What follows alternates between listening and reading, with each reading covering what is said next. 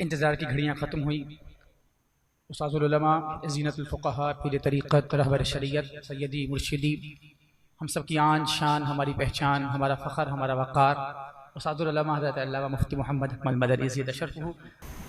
अल्हम्दुलिल्लाहि रब्बिल आलमीन वस्सलातु वस्सलामु अला सय्यिदिल अंबियाइ वल मुरसलीन अम्मा बअद फ़अऊज़ु बिल्लाहि मिनश शैतानिर रजीम बिस्मिल्लाहिर रहमानिर रहीम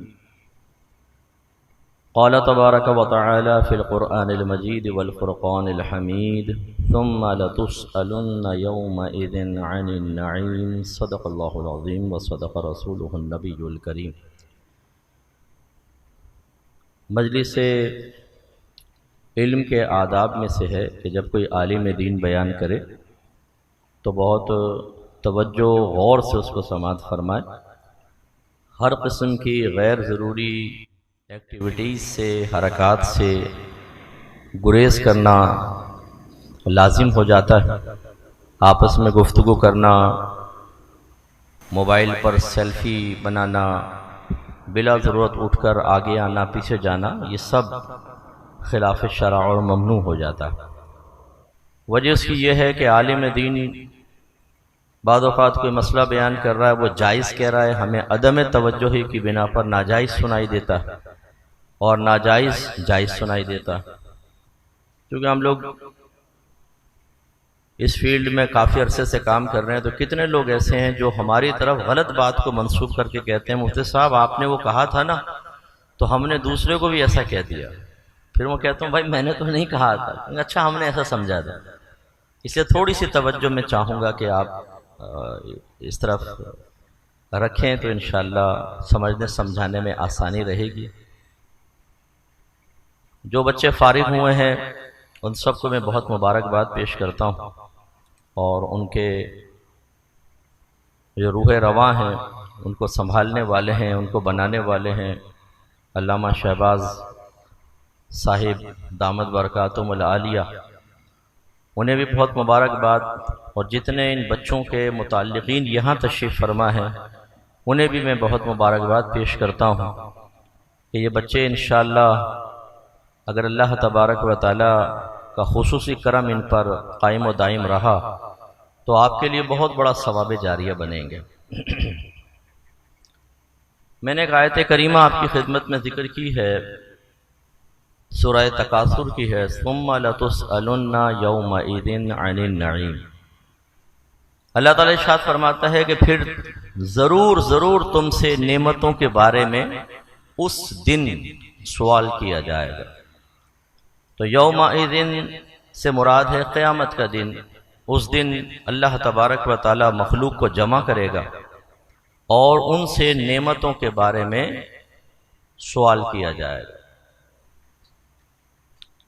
तो आप यहाँ पे अवाम भी तशरीफ़ फरमा है, खवास भी हैं, अख़स्सुल खवास भी तशरीफ़ फरमा है, क्योंकि जितनी इनकी तारीफ़ और मनाक़िब बयान हुए तो मैं रश कर रहा था इनके ऊपर कि माशाअल्लाह अल्लाह ताला मुझे भी इस राह पे चला दे और ऐसा बना दे कि जो इतनी करामाती सिफ़ात के हामिल थे कि मैं ना पहचान सका इनको अपने दौरान है तालिब इल्मी। लेकिन बहरहाल वो औसाफ बाद में औसाफ हमीदा पैदा होते हैं, बाद औक़ात हम जैसे कोताही नज़र वाला नहीं पहचान पाता। हर एक को अपना इस आयत की रोशनी में एहतिसाब करना चाहिए। सबसे पहले हम अवामी सूरत हाल ले लेते हैं या अवाम को दावत फ़िक्र देते हैं। अल्लाह ताला हमसे बरोज़े क़यामत नेमतों के बारे में क्वेश्चन करेगा।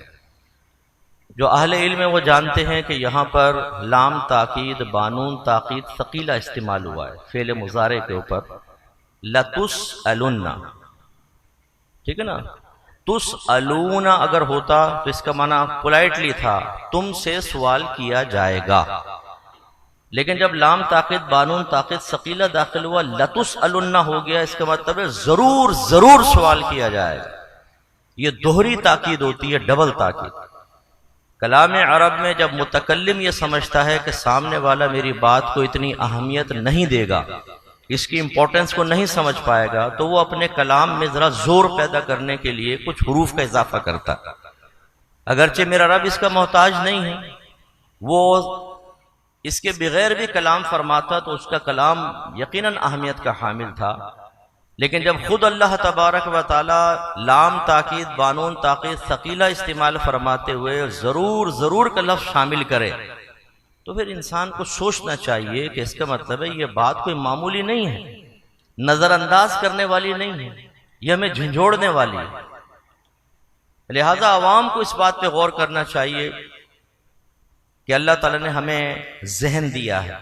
ठीक है ना, कुछ पागल होते हैं, गंदगी खा रहे हैं, शोर शराबा कर रहे हैं, जिंदगी के मकासद से बिल्कुल गाफिल हैं, पेशाब कर रहे हैं, गंदगी में लिथड़े हुए हैं, बेचारे मोहताज हैं, दूसरे उनकी हिफाजत कर रहे हैं। लेकिन अल्लाह ने हमें दिमाग दिया, सोचने की ताकत अता फरमाई, फिर इंसान बनाया, जानवर नहीं बनाया। जानवर के पास अक्ल नहीं होती, हमारे पास अक्ल है। आंखें दी अल्लाह ने, कान दिए, जबान दी, हाथ पैर। इसी तरह अल्लाह तबारक व तआला ने रिश्तेदार अता फरमाए, उनमें माँ बाप हैं, बीवी बच्चे हैं, दोस्त अहबाब और दीगर रिश्तेदार। अल्लाह ने हमें प्यारे प्यारे खाने अता फरमाए हैं और दीगर हिज़्ज़े नफ्स उठाने वाली चीज़ें दी हैं। और वाज़ेह इरशाद फरमाया कि हुवल्लज़ी खलक़ लकुम मा फ़िल अर्दि जमीआ, अल्लाह ताला वो ज़ात है जिसने ज़मीन पर जो कुछ है तुम्हारे नफ़े के लिए पैदा किया।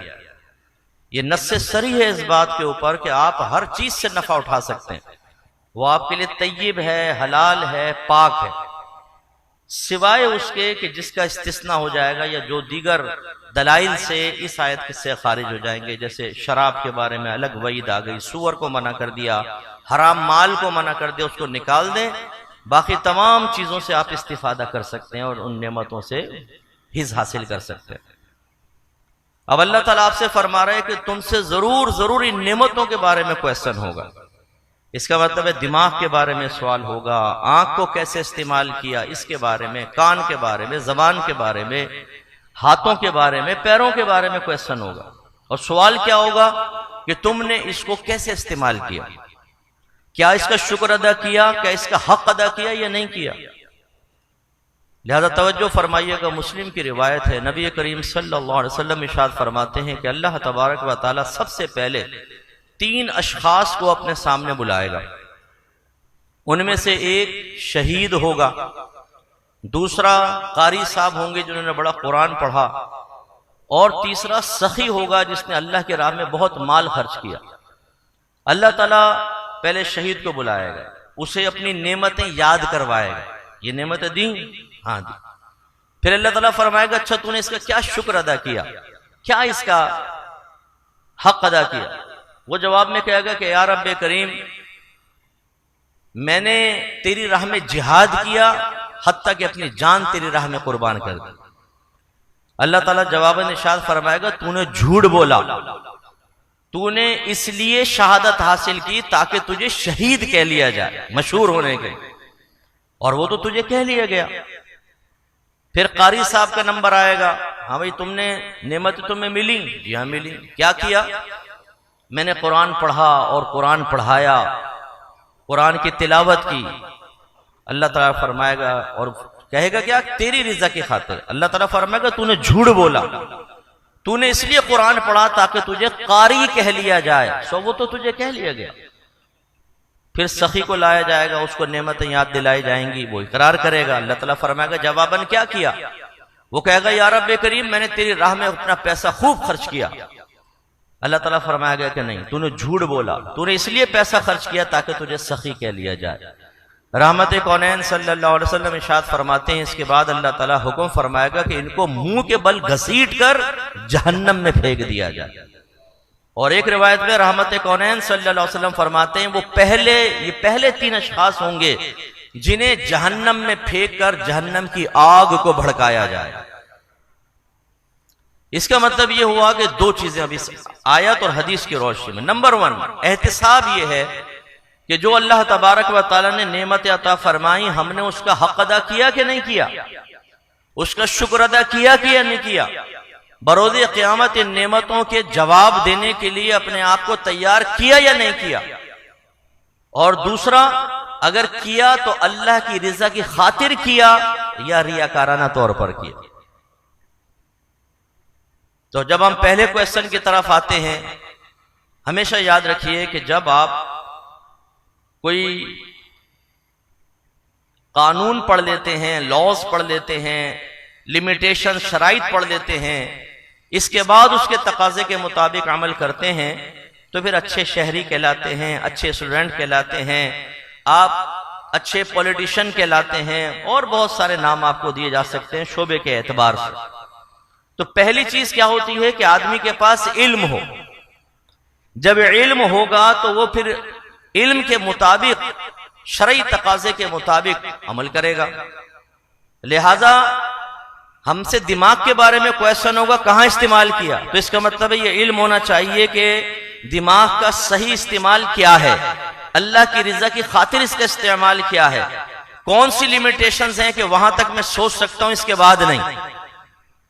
लिहाजा बाज खराब किस्म के मंसूबे बनाते हैं, इधर से वरासत दबा लूंगा, इधर से लेग पुलिंग करूंगा, इसकी इज्जत खराब करूंगा, यहां से रिश्वत, यहां से सूद, यहां से झूठ बोलकर पैसा कमाऊंगा। अपने जहन को खराब और गंदे कामों में इंसान इस्तेमाल कर रहा है।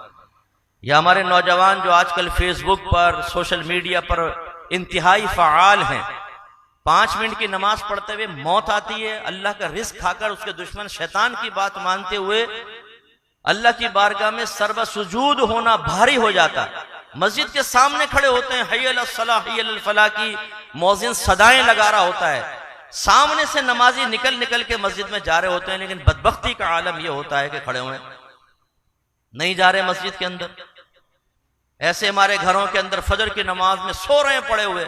हम में से बहुत सारे ऐसे होंगे जिन्होंने कई महीने गुजर गए फजर की नमाज नहीं पढ़ी होगी।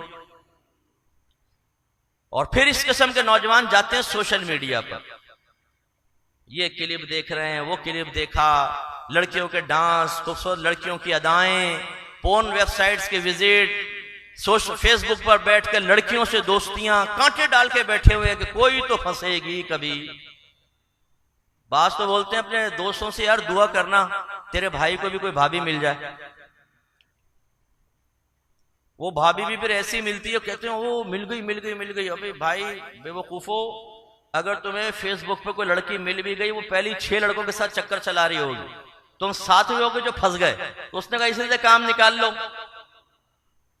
वो शरीफ लड़की बैठ सकती है सोशल मीडिया पर लड़कों से दोस्ती करने वाली, कह रहा हूं, तो कर सकती है? नहीं कर सकती ना। और वो आप ये देखेंगे हमारे बहुत से नौजवान ना रश्क भरी निगाहों से देखते हैं सोशल मीडिया पर, एक स्वीडन की लड़की से दोस्ती हो गई, वो पाकिस्तान आ गई, निकाह हो गया। आपने रश्क भरी निगाहों से तो देख लिया, अब जरा उसके घर पे जाके मालूम कर लें उस स्वीडन वाली कितनी मुसीबत बन गई होगी। वो ना सास की सुनेगी, ना ससुर की सुनेगी, ना शौहर की सुनेगी। जब चाहे वो खाएगी, जब पिएगी, जब सोएगी। आधे वो कपड़े पहनकर बाहर निकल जाएगी चौधरियों के दरमियान, वो शौहर बेचारा परेशान हो, खींच खींच के थक जाएगा, बोलेगी फंडामेंटल मुस्लिम्स ना बनो भाई, बैकवर्ड ना बनो। स्वीडन की है ना साहब। तो ये जो जितने हमारे बहुत, आप तो अच्छे लोग हैं, मैं दूसरे नौजवानों की बात कर रहा हूं जो यहाँ एक भी मौजूद नहीं है ना, आप तो सब माशाल्लाह बहुत अच्छे अच्छे लोग हैं। वो बाहर वालों की बात कर रहा हूं, वो समझते हैं कि बाहर की औरत से निकाह हो जाएगा तो पता नहीं क्या होगा। वो गोरी चमड़ी होती है ना, तो पर्दा तो उसको करवाना ही नहीं है, वरना फिर मजा कैसे आएगा। वो 10 के सामने निकलेगी और यूं सब देखेंगे भी अंग्रेजनी आ गई, अंग्रेजनी आ गई, तो अपने को हीरो बनने का मौका मिलेगा। और कोई तो है ही नहीं सलाहियत कि हम हीरो बन जाएं, तो चलो इसी जिहत से हीरो बन जाए। तो ये जो नौजवान होते हैं, ये फिर क्या होता है कि गंदा जहनी से महफूज नहीं रह सकते, हर वक्त गंदे ख्याल, कोई जिना का ख्याल, कभी गंदे और तस्वुरात, कभी और मसाइल। वो इसीलिए कि इल्म नहीं है, वो गंदी चीजों की तरफ आ जाता है। ऐसी बदनिगाही, बहुत सारे नौजवान ऐसे होते हैं जो रोड पे खड़े होंगे, कोई बुरखे वाली भी जाएगी ना, तो वैसे हमें हुस्न जन कायम रखना चाहिए कि ये वो मुखलिस भाई है जो अपनी निगाहों की हिफाजत में एक बहन को घर के दरवाजे तक छोड़ना चाहता है ना। तो यूं देखेंगे, अबे भाई निगाह हटा ले यार, तेरी बहन, तेरी भाभी, तेरी माँ गुजर रही हो और कोई इस तरह देखे तो तुम्हें गुस्सा आ जाएगा, लेकिन तुम दूसरे की बहन के ऊपर से निगाह हटाने के लिए तैयार नहीं। नजर कुछ भी नहीं आ रहा, बुर्का पहना हुआ है, वो भी ढीला बुर्का, लेकिन फिरक इतनी है कि वो निगाह हटाने के लिए तैयार नहीं है कि चलो ना होने से फूल नहीं तो फूल की पत्ती सही, गुलाब का फूल नहीं तो गोभी के फूल को सूंघ ले आदमी, चलो भाई इसी मकूले पे अमल कर ले। ये नहीं सोचते कि अब ये आंखों का इस्तेमाल कहां जायज था कहां नाजायज था। ऐसे जबान का इस्तेमाल जब इल्म ही नहीं है तो इस्तेमाल कर रहे होते हैं, कलिमात कुफ्र निकल रहे होते हैं बातों की जबान से। मैं आप सबसे कहता हूं अपनी बीवियों को लाजिम आप भी सीखें और अपनी बीवियों को कलिमात कुफ्र का इल्म सिखाएं, वरना यह हो सकता है आपको पता भी ना हो और आपकी बीवी किसी पड़ोसन के साथ बातें करते हुए कोई कलिमा कुफ्र जबान से निकाले, उसका ईमान खत्म हो जाए और आपका ताल्लुक उसके साथ हराम ताल्लुक शुरू हो जाए। आपके नबी करीम सल्लल्लाहु अलैहि वसल्लम ने फरमाया कि बाज़ औक़ात इंसान जबान से कलिमा निकालता है और उसे उसकी अहमियत का और कबाहत का एहसास भी नहीं होता, लेकिन वही कलिमा उसे जहन्नम में ले जाने का सबब बन जाता। ऐसे हाथों का इस्तेमाल, ऐसे सितर का इस्तेमाल। शादी तो कर लेते हैं, शादी के बारे में मालूम ही नहीं। और में हम जब इस किस्म की बातें कहते हैं, बाज लोग कहते हैं कि साहब ये ऐसी बातें, क्योंकि हमें बड़ी अजनबी सी महसूस होती हैं कि अगर हम रिलेशन के बातें करें या कोई, हालांकि हमारे मजहब का हिस्सा है। बाहर के मुल्कों में तो सेक्स एजुकेशन करवाई जाती है बाकायदा, हमारे यहाँ तो सेक्स का नाम ले दें और हम जैसे दाढ़ी वाले के मुंह से सेक्स का नाम ले, सेक्स, अरे भाई सेक्स कोई बुरी चीज कोई है? सेक्स तो एक सही चीज है, हमारा मजहब इसकी तालीम देता है, इसका इल्म सीखना चाहिए। शादी हो जाने के बाद बाज़ औक़ात और खुसूसन वो नौजवान कि जो सोशल मीडिया पर मुख्तलिफ चीजों के साथ ज्वाइन होकर और अपने अंदर बहुत सारी ख्वाहिशात और उमंगे बेदार कर चुके होते हैं और तालीम शरअ से बिल्कुल खाली होते हैं, उन्हें नहीं मालूम होता कि जायज रिलेशन क्या है और नाजायज क्या है। एक साहब ने मुझे मेल की, मुफ्ती साहब वैसे तो मैं जानता हूं कि ये गुनाह है, लेकिन मैंने कहा चलो आपसे पूछ लो। ये सादतें मुझे बख्शते रहते हैं ना, बड़े इल्म होते हैं, सातवें आसमान पर होते हैं, लेकिन हम जैसे जो कम इल्म होते हैं कभी उनको भी सादत बख्श देते हैं कि चलो इनसे भी पूछ लो। तो वैसे तो मैं जानता हूं ये गुनाह है, लेकिन ज़ौजे के साथ ये मामला जायज है कि ना जायज? मैंने कहा ये बिल्कुल जायज है और इमाम आजम अबू हनीफा रदी अल्लाह तआला अन्हु ने फरमाया कि अगर अच्छी नीयत के साथ हो तो उस पर सवाब का तरत्तुब भी होगा। फिर वो इस्तिग़फ़ार और लाहौल के वजीफों की तरफ बढ़ गया फौरन कि ओहो अच्छा ये तो मुझे पता ही नहीं था। जब पता ही नहीं तो सीखो ना भाई। हालत हैज में ज़ौजा से कितना ताल्लुक कायम कर सकते हैं कितना नहीं, बहुत सारे लोग नहीं जानते। हालत हैज में बीवी से अगर जिस्मानी ताल्लुक कायम कर लिया जाए, बाकायदा दुखूल हो जाए, ये हराम है, इसे वतीय हराम कहते हैं। अगर इसमें हमल ठहर जाए, जो इस वक्त तो नहीं ठहरेगा क्योंकि जो हैज का खून है ये औरत के रहम से आता है, बच्चादानी से आता है। फिर जब हमल ठहरता है तो ये बच्चादानी का मुंह बंद हो जाता है और यही खून हैज 9 महीने तक बच्चे की ग़िज़ा बनता है। अल्लाह की हिकमत देखें।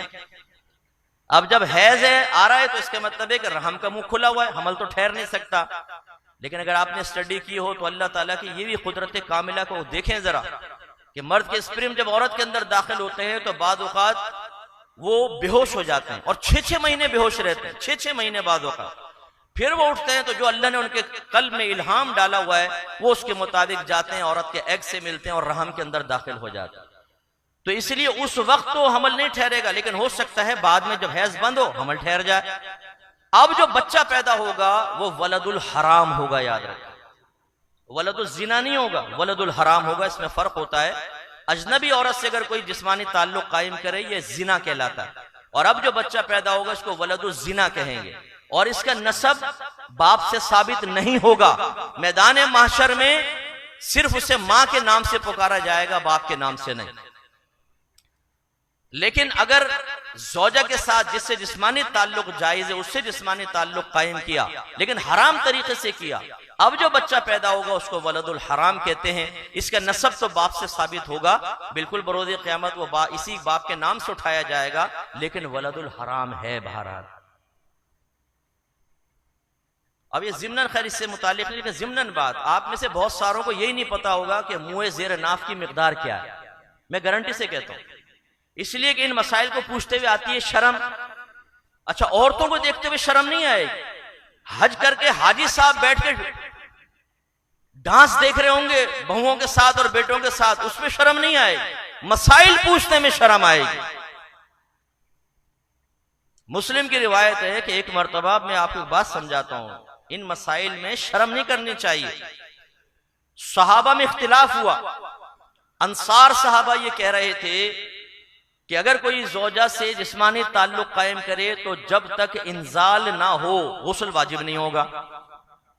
दीगर सहाबा जो थे, मुहाजिर सहाबा, वो कह रहे थे अगर जिस्मानी ताल्लुक कायम हुआ, इंजाल हुआ नहीं हुआ, दोनों पे गुस्ल वाजिब हो जाएगा। हजरत अबू मूसा अशारी रदी अल्लाह तआला अन्हु कहते हैं कि मैंने कहा ठहरो मैं तुम्हारी तसल्ली करता हूं। मैं गया सईदा आयशा सिद्दीका रदी अल्लाह तआला अन्हा के पास और जाकर कहा कि ए मोमिनीन की वालिदा, मैं आपसे एक मसला पूछना चाहता हूं लेकिन मुझे शर्म आती है।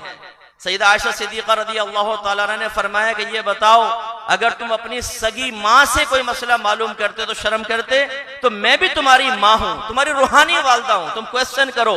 कहा कि सहाबा में इख्तिलाफ हो गया है कि गुस्ल किस सूरत में वाजिब होगा। तो आपने फरमाया मैं तुम्हें हदीस सुना देती हूँ। नबी करीम सल्लल्लाहु अलैहि वसल्लम ने इरशाद फरमाया कि जिसका खुलासा ये है कि जब मर्द औरत में मिलाप होता है तो जैसे ही मिलाप होता है दोनों पे गुस्ल वाजिब हो जाता है। ये कौन जवाब दे रहा है? हमारी वालदा जवाब दे रही हैं। सईदा आयशा सिद्दीका तय्यबा ताहिरा मुजतहिदा जवाब दे रही हैं और सहाबा को सिखा रही हैं मसाइल, क्योंकि ये बहुत से मसाइल ऐसे थे जो सईदा आयशा से ही सीख सकते थे, सरकार ने खास उनको बताए थे। तो अब हम करते हैं शर्म। अब हमें ये मालूम नहीं होता कि जिस्मानी रिलेशन कहां तक जायज है कहां तक नाजायज है। अभी रमजान आ रहा है, बहुत सौ को मालूम ही नहीं होता कितना बीवी से ताल्लुक कायम कर सकते हैं कितना नहीं, वो फिर हद से आगे बढ़ जाते हैं। इसी तरह बीवी हामिला है तो जिस्मानी ताल्लुक हो सकता है कि नहीं हो सकता, मसला ही मालूम नहीं है। तो खुलासा कलाम ये है कि अगर इल्म नहीं होगा तो आदमी को कैसे पता चलेगा कि मैं अपने सितर का दुरुस्त इस्तेमाल कर रहा हूं कि नहीं कर रहा हूं। और जब नहीं पता चलेगा तो बरोज़ क़यामत हिसाब किताब कैसे देगा इस नेमत का। ऐसे हम दोस्तियां करते हैं, हमने कभी सीखा है कि जायज दोस्ती कौन सी है, नाजायज कौन सी है, किसके साथ हम दोस्ती कर सकते हैं और किसके साथ दोस्ती करना मना है। नबी करीम सल्लल्लाहु अलैहि वसल्लम ने दोस्त का मायार क्या रखा है? हमारे नजदीक तो मायार ये है कि जो चटपटी बातों से, गंदी बातों से हमें फायदा पहुंचाए, नुकसान से बचाए, हमें कोई नफे दे दे दुनियावी लिहाज से, चाहे वो ढाबे पे बैठकर कोयटा होटल की चाय क्यों ना हो, एक सिगरेट ही पिला दे, कहते यार बड़ा अच्छा दोस्त है, जब जाते हुए गोल्ड लिफ्ट निकाल के दे देता, इतना अच्छा दोस्त, वाह सुभान अल्लाह, इसलिए दोस्ती कर ली उसने। वैसे वो माँ बहन की गालियां बकता है, वो गंदी हरकतें करता है, नमाज कभी पढ़ी नहीं, कुरान पढ़ के भूल चुका है, हर वक्त गंदे ख्यालात में गरक रहता है, माँ बाप के सीने पर चढ़ के बदतमीजियां करने के लिए तैयार रहता है, लेकिन वो चूंकि हमारे हक में अच्छा है तो इसलिए अच्छा दोस्त। ऐसे माल कमाना और माल खर्च करना ये दोनों नेमतें याद रखें। माल आप जायज तरीके से कमाएंगे, नबी करीम सल्लल्लाहु अलैहि वसल्लम ने हलाल कमाने वाले को हबीबुल्लाह करार दिया है। वो अल्लाह का हबीब है, जो कासिब है, हलाल का कासिब अल्लाह का महबूब होता है। और खर्च करेंगे तो बाद औकात आप अल्लाह की रिजा की खातिर जब खर्च करते हैं, मेरे आका सल्लल्लाहु अलैहि वसल्लम ने फरमाया कि बाद औकात इंसान एक खजूर की गुठली के बराबर कोई चीज सदका करता है तो अल्लाह ताला उसे ऐसा पालता है जैसे तुम में से कोई अपने पहले बच्चे को पालता है, हत्ता कि वो सदका पहाड़ के बराबर हो जाता है और बरोज़ क़यामत वो पहाड़ के बराबर सदका मिलेगा। अब ये मालूम होना चाहिए कि माल के कमाने के जराए हलाल कौन से और कौन से नहीं। ये मैं बारहा चीज बयान करते रहता हूं, आपने शायद पहले भी सुन ली होगी। एक आदमी को दरसे कुरान की दावत दी तो कहने लगा कि मुझसे टाइम नहीं होता, बीवी बच्चों के लिए हलाल कमाना भी तो इबादत है। गोया कि बस वो इबादत मैंने पकड़ ली है, उसके बाद ना नमाज की फुर्सत है, ना कुरान सीखने की है, ना उलमा की सोबत में रहने की है, ना अपनी नेमतों के दुरुस्त इस्तेमाल का इल्म सीखने की जरूरत। तो हमने फिर दायरे दब में रहकर उससे पूछा कि ये बताएं रिज़्क़ हलाल कहते किसको है। थोड़ी देर सोचता रहा, कहने लगा आप बताएं। मैंने कहा माशाल्लाह कमा आप रहे हैं और बताऊं मैं, बड़ी बात है ना। आप में से भी बहुत सारों से मालूम कर लें हलाल कमा रहे हैं कि हराम। ला हौल वला कुव्वत, मुफ्ती साहब हलाल कमा रहे हैं। अच्छा हलाल किसे कहते हैं ये पता नहीं। नाराज मत होइएगा, मैं कोई आपके इम्तिहान नहीं ले रहा हूं, ना खुदा ना खास्ता आपको हकीर साबित करना मकसूद है, ना कोई अपनी इल्मियत झाड़ना मकसूद है। लेकिन जब तक इन बातों पे गौर नहीं करेंगे हकीकतन अपने रब का कुर्ब कभी हासिल नहीं कर सकते। मैदान माशर में अपने एहतिसाब से कभी भी आप बच नहीं सकते। वहां पर अगर एहतिसाब हो गया, बड़ा सख्त एहतिसाब होगा। ऐसे माल खर्च करना भी, इसका भी एक इल्म है। मस्जिदों में खड़े हो जाते हैं, मेरा बच्चा मर गया, मेरा ये हो गया, वो हो गया, मुझे पैसे दे दें, हम फौरन नहीं भैया बेचारे को दे दो। अरे भाई फ्रॉडी होते हैं पक्के, ये इन्हें देना हराम है। जो मस्जिद में खड़े होकर अपने लिए सवाल करे, याद रखें वो हराम सवाल कर रहा है, इसको देना बहुत बड़ा गुनाह है। फुकाहा ने फरमाया अगर मस्जिद के साइल को 1 रुपया दोगे, 1 दिरहम, तो अब 70 दराहिम और खर्च करो ताकि इस गुनाह का कफारा हो जाए। ये पक्के फ्रॉडी होते हैं। मैं नया नया माहौल में आया, दावत इस्लामी के माहौल में, तो एक मिल गया मस्जिद के अंदर, पैंट शर्ट पहनी हुई, अप टू डेट लड़का। मैं आया था हैदराबाद से, यहाँ पे चश्मे का कारोबार करता हूँ। वो मेरा ब्रीफकेस भी छीन के ले गए और जेब काट ली, सब पैसा ऐसा गया। मुझे बड़ा रहम आया, क्योंकि नया नया मैं माहौल में आया था, नेकियों का जज्बा बड़े जोश में था, इल्म की कमी थी। मैंने सारे लड़कों को जमा किया, मैंने कहा निकालो पैसा, भाई की मदद करनी है। किसी से 100-50 लेके बहुत सारे पैसे, और खुश होता रहा दिल के अंदर कि मैंने कितना बड़ा नेक काम किया। उसके बाद 5-6 साल बाद जहां मैं जुमा पढ़ाता हूं, उस मस्जिद में बाहर निकल रहा था तो आवाज आई। मैं हैदराबाद से आया था, चश्मे का कारोबार करता हूं, और ये मैंने कहा भाई मानूस की आवाज लग रही है। भाई देखा तो चेहरा भी मानूस था, वही था। मैंने पकड़ लिया उसको, मैंने कहा कम वक्त इंसान, तू मेरी जेबें खाली करवा कर ले गया और मेरे जरिए दूसरों की भी जेबें खाली करवाई तूने। ये फ्रॉड तो तू 6 साल पहले भी कर रहा था। वो पसीने पसीने हो गया। मैंने कहा निकल जाने, तेरी टांगे तोड़ दूंगा यहाँ से, आइंदा नजर ना आना। उसके बाद से तो खैर वो मुझे नजर नहीं आया, लेकिन बाज कहाँ आएगा। हम ऐसे लोगों को पैसा दे के सोचते हैं। ये पेशावर फुकरा जो बाजार में मांग रहे हैं, यूं ही हिल रहे होंगे, जो अबे भाई दे दे, तुम्हें पता है ये शाम तक इंतजार करो जरा, ये दे दे क्या करेगा। ये शाम को ये स्कूटर चलाएगा, वन व्हीलिंग करता हुआ निकलेगा, आप हैरान रह जाएंगे। देखें जरा, जाएं यूट्यूब के ऊपर, लिखें जाली फकीर, और फिर आप देखें कैसे कारनामे करते हैं। ऐसे यूं करेंगे, यूं करेंगे, और हाथ टूटे हुए हैं, यूं 2 मिनट में ऐसे कर लेंगे ना, और फिर एकदम ये सही एकदम करामात। हमें नहीं पता ये क्या फ्रॉड चल रहा है, पैसे दे रहे हैं, हराम इनको देना। तावनु अलल बिर्रि वत्तक़वा वला तावनु अलल इस्मि वल उद्वान। आपका रब फरमा रहा है भलाई और नेकी के कामों में ताउन करो, बुराई और ज्यादती के काम में ताउन मत करो। बाज और डेढ़ होशियार मिल जाते हैं कि मुफ्ती साहब आपको क्या पता, आपकी सोच की गहराई बहुत हल्की सी है, हमने तो साथ में जमीन तक बोरिंग करवाई हुई है, इतनी जबरदस्त सोच और फिक्र है। देखे ना मुफ्ती साहब, वो अल्लाह के लिए मांगे, उसकी नीयत उसके साथ, हमारी नीयत हमारे साथ। अच्छा, अभी कोई आपके वालिद को गंदी माँ बहन की गाली बके और फिर कहे अल्लाह के नाम पर दे दे, फिर दे के बताओ जरा, 2 थप्पड़ लगाएंगे, तेरी ऐसी की तैसी। हम लोग छोटी छोटी बातों पे पूरी जिंदगी रिश्तेदारों से कतई ताल्लुक किए बैठे हैं। क्यों किए बैठे हैं? हालांकि हराम है कतई ताल्लुक करना।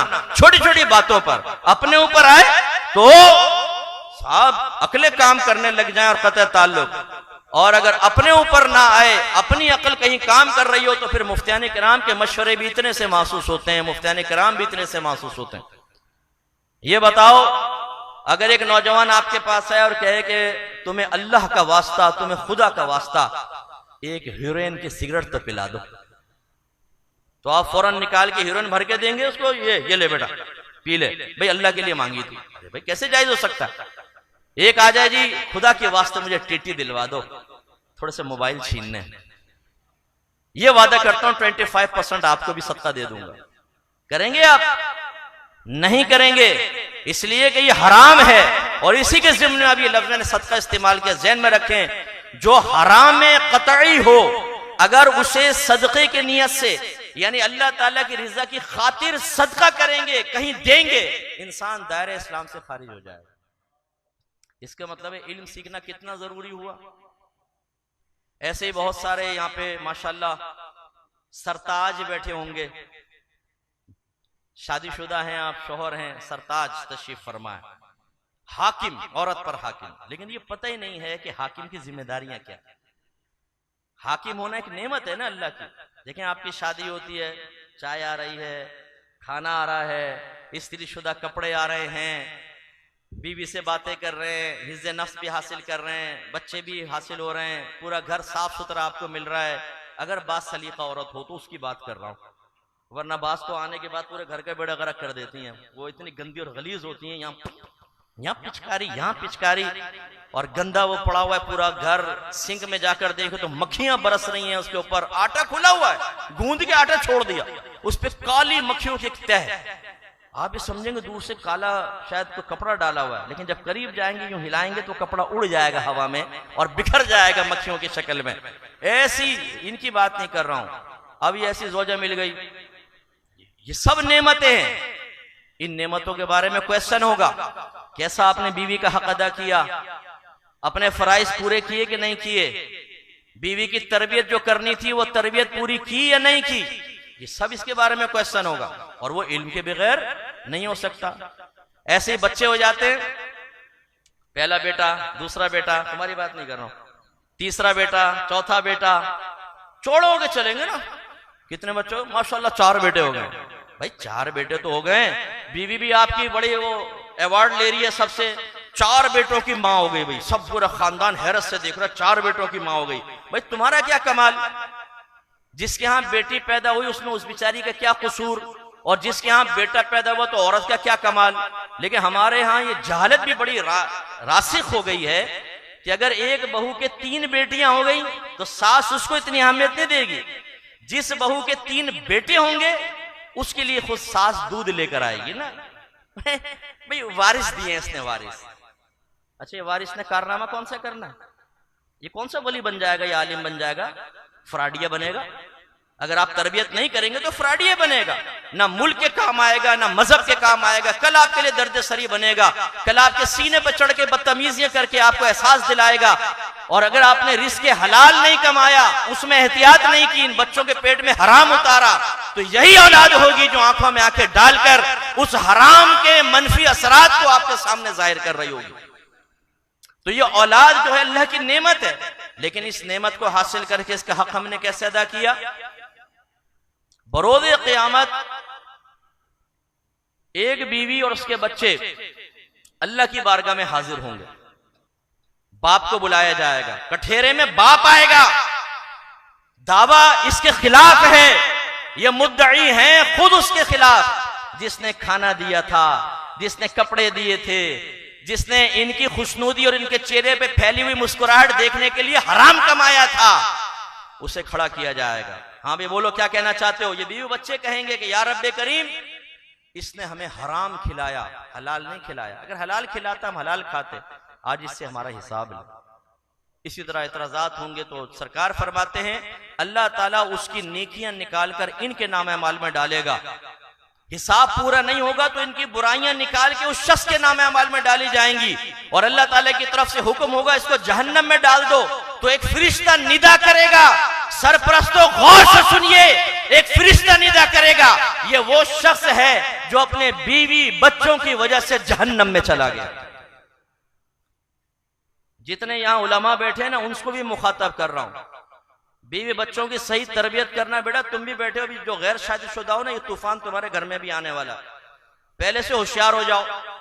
अपने बीवी बच्चों की तरबियत करना आपकी जिम्मेदारी है। अब वो उसको कबूल करें ना करें वो अलग बात है, लेकिन सबसे पहले आपको पता होना चाहिए कि तरबियत कैसे होती है।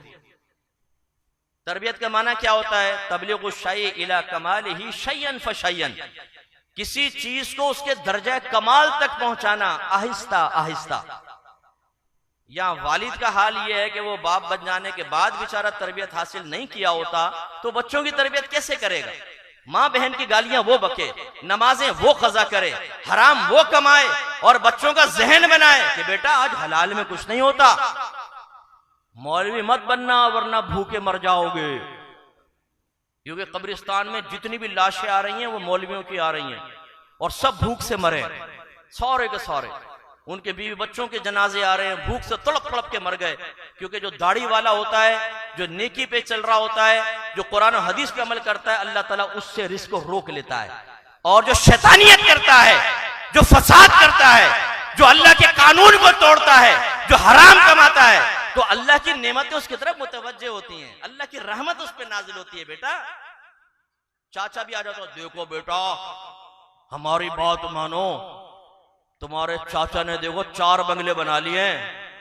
चाचा जी ये बंगले कब्र में नहीं जाएंगे, तुम्हें पता चलेगा। आज तुम आके किसी के बच्चे को हराम का रास्ता दिखा रहे हो, कल फरिश्ते तुम्हें जो मार लगाएंगे तुम्हें मालूम होगा। किसी की आखिरत बर्बाद करने का अंजाम क्या होता है तुम्हें पता चलेगा। यहां तुम आके मशवरा देते हो, अगर माँ बाप राजी भी हो जाएं कि बच्चे को आलिम बनाए, मुफ्ती बनाए, तुम्हें क्या तकलीफ होती है, तुम घुस जाते हो बीच में। भाई देखो मौलवी बनाओगे, आज मौलवियों का कहीं गुजारा नहीं है। हाँ, शैतान बन जाओ, शैतानों का गुजारा है। जो नबी का वारिस बने उसका गुजारा नहीं है। आपके नबी इरशाद फरमाते हैं, अल उलमा वरसतुल अंबिया, उलमा नबी के वारिस हैं। वारिस नबी तो ख्वार हो जाएगा, और ये जो शैतान का वारिस बना हुआ ये आबाद हो जाएगा। मैं आप सबसे गुजारिश करता हूं, मेरे भाई के तरीके पे अमल कीजिएगा। मेरा भाई बेअमल आदमी है, नमाज पढ़ता है, लेकिन आप देखेंगे तो मुझ में उसमें जमीन आसमान का फर्क। जो हमने समझाना था समझाया, नहीं मानता तो कोई ठीक है, बालिग के ऊपर जोर तो नहीं हो सकता। लेकिन जब मैं माहौल में आया तो मेरे भाई के दोस्तों ने मेरे भाई को समझाया कि भैया तेरे भाई को क्या हो गया, मौलवी बन रहा है, इसको समझाओ। अभी ये इसकी उम्र नहीं है मौलवी बनने की। मौलवी बनने की उम्र कब है? जब बिल्कुल यूं हो जाना, कौन आया तब मौलवी बनना। जवानी में कोई मौलवी बनते हैं, जब पेट में हाथ नहीं, मुंह में दांत नहीं, तब मौलवी बनते हैं। इनके नजदीक, आपकी बात नहीं कर रहा हूं, इन लोगों के नजदीक। मुझे कहा कि अपने भाई से कहो, अभी तो जवान है, अभी क्या कर रहे हैं। मेरे भाई ने जवाब दिया, देखो अगर हमें अमल की तौफीक नहीं है ना तो हम किसी को रोकेंगे भी नहीं। ये जवाब मेरे यहां फिट है। अभी तक कितने साल हो गए, लेकिन अच्छा जवाब दिया। खुदारा आप में अगर कोई ऐसा बैठा हो जो दीन के लिबादे में दीन का दुश्मन हो, जो दीमक की तरह अपने दीन को चाट रहा हो और उसको खत्म करना चाहता हो, दीन की इमारत गिराना चाहता हो, गलत मशवरों के साथ, अपने बच्चों को रोकने की वजह से, दूसरों को गलत मशवरा देकर उनके बच्चों को रोकने की वजह से आखिरत बर्बाद हो जाएगी। याद रखो, जिसने दीन के खिलाफ, उलमा के खिलाफ कभी भी कोई काम किया वो कभी राहत नहीं पाएगा। आपके नबी ने इरशाद फरमाया, आलिम बनो या इल्म सीखने वाले बनो, या आलिम की सोबत में रहने वाले बनो, या आलिम से मोहब्बत करने वाले बनो। फिर फरमाया 5 में मत बनना वरना हलाक हो जाओगे। उलमा का मजाक उड़ाने वाले, उलमा की लेग पुलिंग करने वाले, सोशल मीडिया पे उनके जोक्स बनाने वाले, वो सब के सब हलाक होंगे, आपके नबी ने फरमाया। तो अब ये औलाद की तरबियत अगर नहीं की, अल्लाह ताला बरोज़ क़यामत क्वेश्चन करेगा। आप और मैं भी जरा सोचें, हमने क्या अपनी औलाद की तरबियत की है? ऐसा तो नहीं उन्हें हराम खिला रहे हैं, ऐसा तो नहीं बच्चा पड़ा हुआ सो रहा है, हम फजर में उठा नहीं रहे हैं। अल्लाह ताला फरमाए, वअमुर अहलका बिस्सलाति वस्तबिर अलैहा ला नसअलुका रिज़्क़न नहनु नरज़ुकुक। अपने घर वालों को नमाज का हुक्म दे और खुद भी उस पर साबित कदम रहे। हम तुमसे रिस्क का सवाल नहीं करते, रिस्क तो हम तुम्हें अता फरमाएंगे। तो अपने बीवी बच्चों को की तरबियत करना जरूरी है, और इल्म के बगैर होगा नहीं, और नहीं करेंगे तो बरोज़ क़यामत इस नेमत के बारे में भी क्वेश्चन किया जाएगा। इसलिए मैं आवाम से गुजारिश करता हूं कि आप इल्म सीखें, इल्म के करीब आएं, उलमा के करीब आएं, कोई नुकसान नहीं होगा। अगर आप ये समझते हैं कि दीन के करीब आने से नुकसान होगा तो ये बेवकूफ़ी की बात है। खुदा की कसम, आप दीन के करीब आएं, अल्लाह ताला आपको बड़ी बरकत से नवाजेगा। लेकिन जैसा आना चाहिए वैसा, ये नहीं है कि आप दाढ़ी रखने के बाद और इमामा सर पे सजाने के बाद फिर नमाजें कज़ा करें, गलत दोस्तियां फिर भी कायम रखें, मुंह से गालियां निकल रही हों और एहतियात कुछ भी ना हो, रात के 2:30 बजे अंदर से दरवाजा लगा के बैठ गए जी दोस्तियां करने के लिए। फिर ये तो फिर आप गलत काम कर रहे हैं ना। वो तो कोई बगैर दाढ़ी वाला करे या दाढ़ी वाला करे, दोनों नुकसान का बाइस है। सही दीन की तरफ आएं, सही दीन को अपने ऊपर नाफिज करें, अल्लाह तबारक व तआला आपको बरकत से नवाजेगा। मेरी अम्मी मरहुमा, अल्लाह ताला उनको जन्नतुल फिरदौस में आला मकाम अता फरमाए, वो बाद वक़्त मुझे कहा करती थी कि अकमल, मैं हैरान होती हूँ लोगों को, ये क्यों दीन की तरफ नहीं आते, दुनिया में ख्वार होते हैं। दीन में अल्लाह ने इतनी बरकत रखी है, क्योंकि इतना अल्लाह ने अता फरमाया, मैं आपको बता नहीं सकता।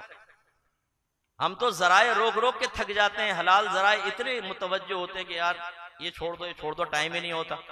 रिस्क हलाल तय्यब, अगर वो मिकदार में कलील भी होगा, अल्लाह इतनी बरकत से नवाजेगा, नागहानी आफात से महफूज, दीगर चीजों से महफूज। मैं तो देखता हूं, मैं कई दफा मुझे रोक लेते हैं पुलिस वाले, ठहर जाओ, इधर आ जाओ साइड में। जैसी शक्ल में निगाह पड़ रही, साहब दुआ कीजिएगा। अभी एक सार्जेंट साहब मिल गए, साइड में किया, देखा तो कहा कि वो जरा घर का मसला चल रहा है, कोई तावीज मिल जाए तो। वैसे तो मेरी फील्ड नहीं है, मैंने दे दिया उसको कुछ, वो माशाल्लाह ऐसा उसे घर में निखार आ गया। दूसरी दफा फिर मुझे रोका, कहना बहुत शुक्रिया, आपने बड़ी बरकत से नवाज दिया। तो मुझे अमूमी तौर पे पकड़ते नहीं है, मोहब्बत करते हैं, ये दीन की बरकत है ना।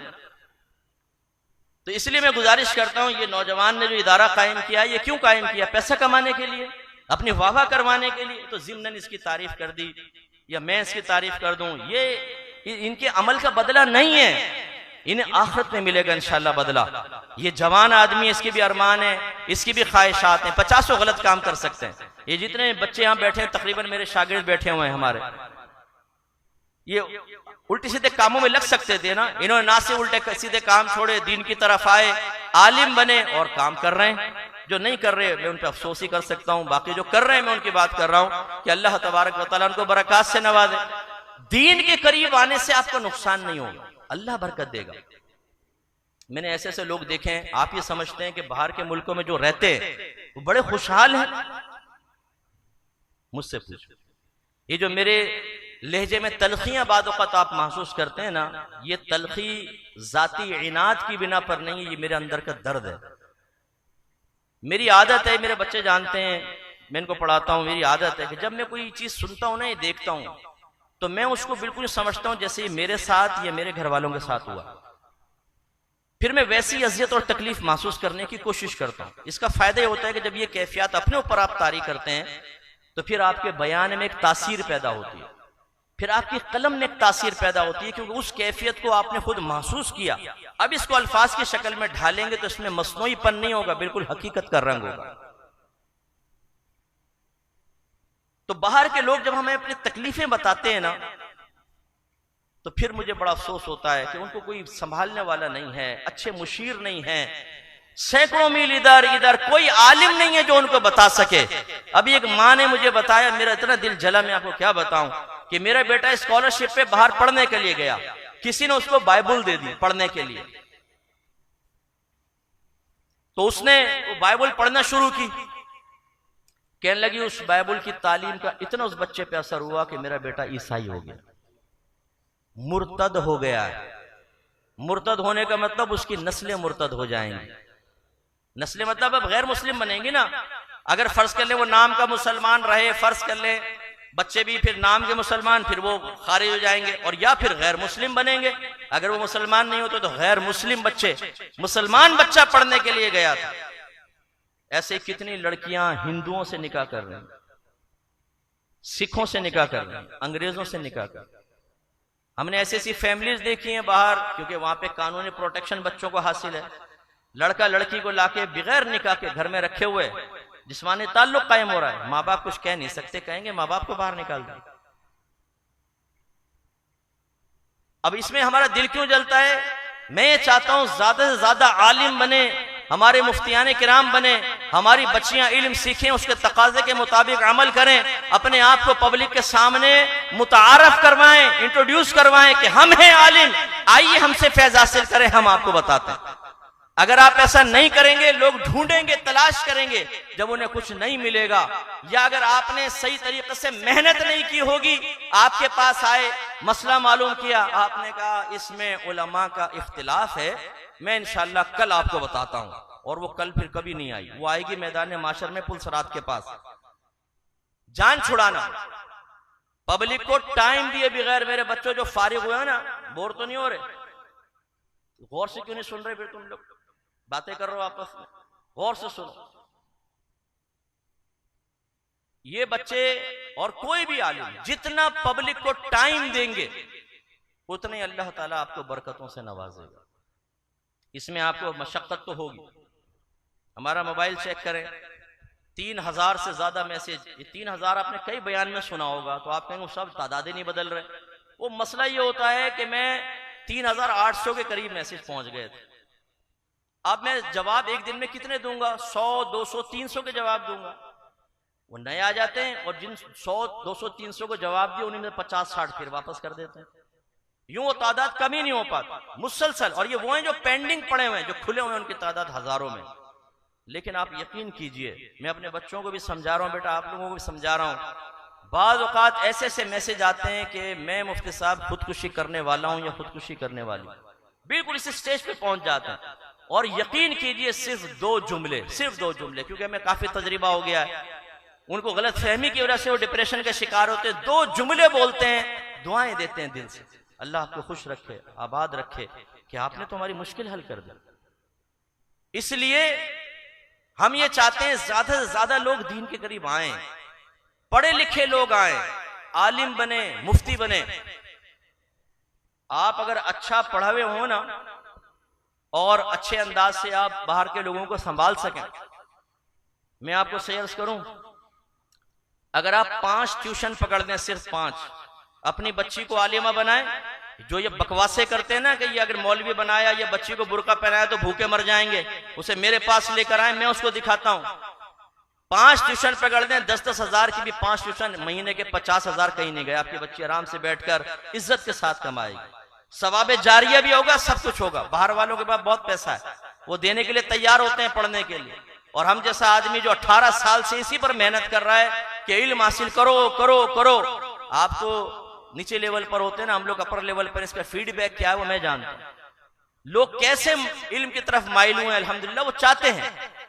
तो मैं नौजवानों से खास तौर पे कहता हूं कि आप दीन की तरफ आइए। अच्छा, मैं ये नहीं कहता हूं दुनियावी तालीम छोड़ दें, मैं चाहता हूं डॉक्टर भी हो, आलिम भी हो, इंजीनियर भी हो, आलिम भी हो, बिजनेसमैन भी हो, आलिम भी हो, आप इल्म हासिल करें, हम कभी आपको नहीं रोकेंगे। मैं तो बच्चियों के हक में भी हूं कि उनको अच्छा पढ़ाया जाए, उन्हें आईटी के कोर्सेज करवाए जाएं, ताकि हमारे मुल्क के लिए भी एक मजबूत फर्द तैयार हो जो मुल्क को भी संभाले और मजहब को भी संभाले। दोनों जिहत से अल्लाह ताला बरकतों से नवाजेगा। तो बहुत पैसा है हमारी फील्ड के अंदर, आइए इस तरफ आए। तो खुलासा कलाम यह है कि अवामुन नास से मेरी गुजारिश है, इल्म सीखे बगैर आप नेमतों का इस्तेमाल, सही इस्तेमाल नहीं जान सकते, और जब नेमतों का सही इस्तेमाल नहीं करेंगे तो सुम्मा लतुसअलुन्ना यौमइदिन अनिन नईम, फिर अल्लाह ताला जब बरोज़ क़यामत आपको सामने खड़ा करेगा, उस वक्त ये उज़र नहीं चलेगा कि अल्लाह ताला मुझे तो मालूम ही नहीं था। याद रखें, माला बुद्दा मिन्हु मसाइल में जहालत और उज़र नहीं है। आप कहेंगे ये कौन सी लैंग्वेज बोल दी मुफ्ती साहब ने, माला बुद्धा, माँ माने जो, बुद्धा माने चारा, माँ ला बुद्धा माने जिनके बगैर कोई चारा मिन्हु ना हो, यानी इनके बगैर, यूं पूरा मिला के माँ ला बुद्धा मिन्हु मुराद ये होता है वो मसाइल जिनके बगैर चारा नहीं है, और उससे मुराद फर्ज उलूम है, इनके बगैर गुजारा नहीं। और फर्ज उलूम का ताल्लुक अकायद से होता है, अकायद बमा दलाइल, अकायद इस्लाम, अकायद ज़ुर्रियात अहले सुन्नत खास तौर पर। इसके अलावा अहकाम शरइया अमलिया जो तहारत से मुतालिक हैं, इबादात से मुतालिक हैं, फिर आपके तिजारत, रेंट पे लेना देना, और गुनाहों से मुतालिक, हुकूक ज़ौजैन से मुतालिक, और तीसरा गुनाहों की मारिफत। ये आपको सीखना होगा, ये माला बुद्दा मिन्हु मसाइल हैं। तो उलमा फरमाते हैं कि जो माला मुद्दा मिन्हु मसाइल हैं इनमें जहालत और उज़र नहीं है। आप मैदान महशर में पहुंच के नहीं कह सकते कि अल्लाह ताला मुझे तो पता नहीं था इसलिए मैंने हराम कमाया। जवाब में पूछा जाएगा तुमने इल्म क्यों नहीं सीखा। ये बताइए कि हमारे नबी करीम इल्म में अल्लाह ताला के बाद किसी मखलूक से पीछे हैं? बोलिए, नहीं ना। उलमा फरमाते हैं अगर एक चिड़िया समुद्र में अपनी चोंच डाले और चोंच बाहर निकाले, उसकी चोंच से कतरा गिरे, तो तमाम मखलूक के इल्म की मिसाल ऐसी है जैसे इस चिड़िया की चोंच से गिरने वाला कतरा, और हमारे नबी के इल्म की मिसाल ऐसी है जैसे यह समुद्र हो। इसके बावजूद अल्लाह ने क्या फरमाया, कुर रब्बी जिदनी इल्मा, ए हबीब अपने रब से दुआ कीजिए अल्लाह ताला मेरे इल्म में इजाफा फरमा। बताइए, जिस नबी को अल्लाह ने पहले ही सबसे ज्यादा दिया उसे फरमाया हबीब और इल्म के लिए दुआ करें। तो इससे दोनों फरीक जरा दर्स हासिल करें। आवाम से कहता हूं आप फर्ज उलूम की तरफ आएं, और मैं खवास जो यहां बैठे हैं उनसे कहता हूं जुमूद तारी ना करें, अपने इल्म को बढ़ाएं, अपने इल्म को वसी करें, अच्छी तरह मुताला करें और आगे बढ़ें और फनून सीखें और किताबें पढ़ें ताकि बेहतरीन किस्म के आलिम बने। हमारी एकेडमी पे बाज़ औक़ात एतराज़ किया जाता है, जब मैंने ये भी आपकी मालूमात के लिए बता दूं, मैंने तारीख पढ़ी हुई है कि पहले दरस निज़ामी 25 साल का था। कितने साल का? किताबें बहुत ज्यादा थी, फिर तगय्युर ज़माना हुआ, तंगी वक्त, किल्लत फुर्सत, तबाए तब्दील हुए, तो 25 साल से 18 साल का कर दिया गया।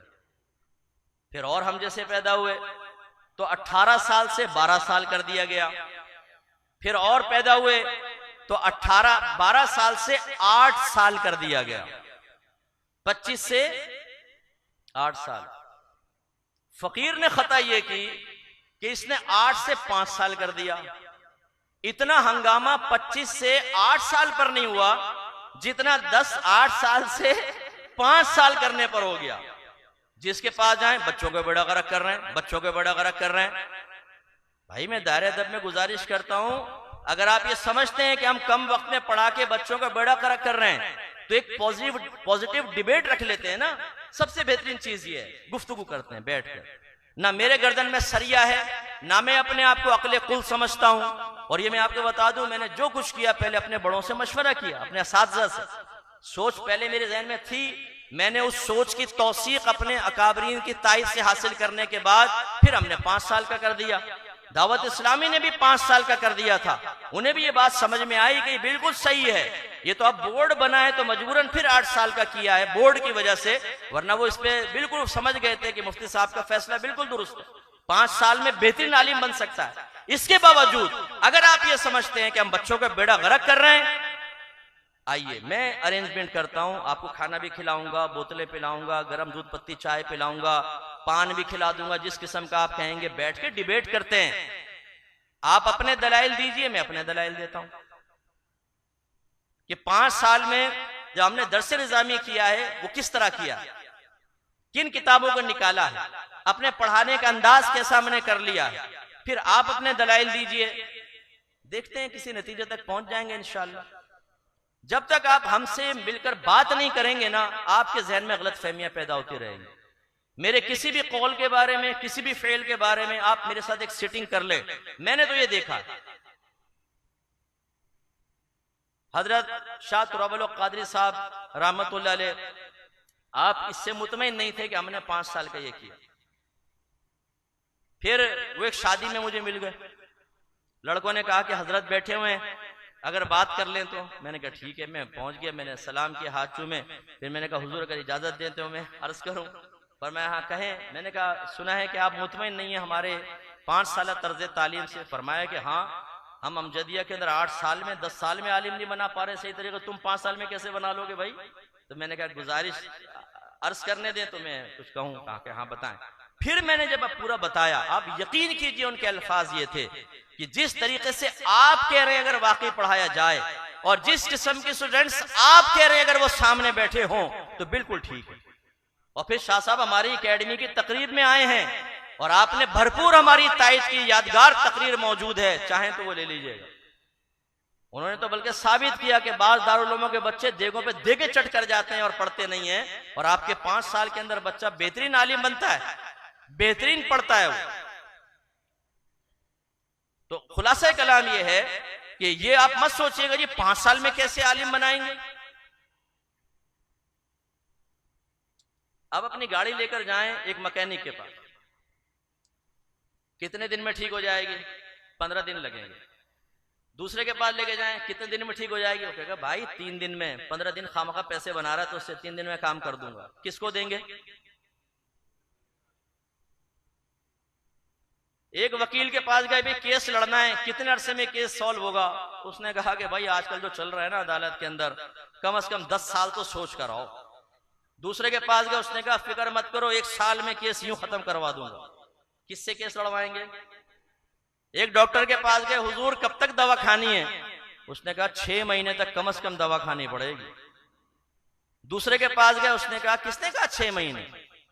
मेरी दवा सिर्फ 15 दिन खाएं इंशाल्लाह। यूं किसकी दवा खाएंगे?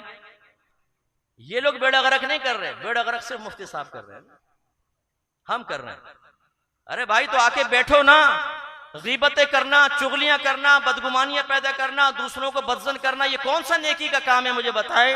सुम्मा लतुसल्लुन्ना यौमइज़िन अनिन नईम, ये जबान का जो आप गलत इस्तेमाल कर रहे हैं ना, जो कल्बी गीबत में मुब्तला होकर कल्ब का गलत इस्तेमाल कर रहे हैं, कल हो सकता है मैदान माशर में आपको बरसों रुलाए।